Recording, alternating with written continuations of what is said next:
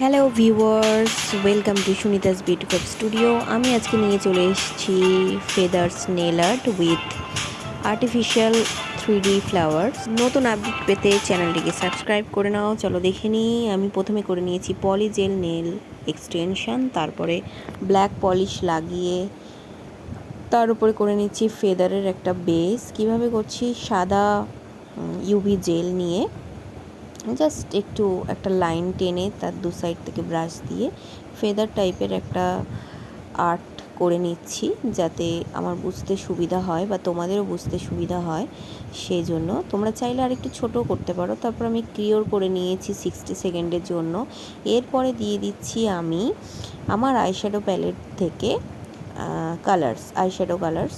তো সেটা আমি আমার নেলে ইউজ করছি। তোমরা চাইলে নিয়ন কালারও ইউজ করতে পারো, বেশি পিগমেন্ট পাবে তাতে।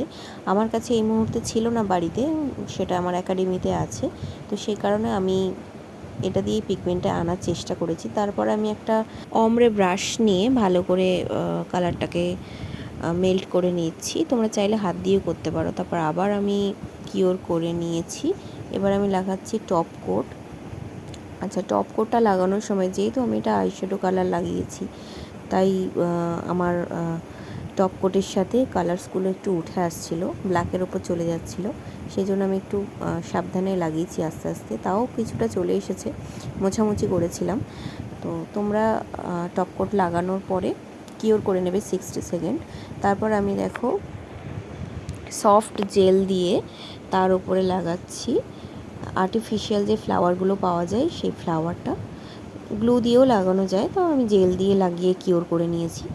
এর উপরে লাগাচ্ছি 2D বলস।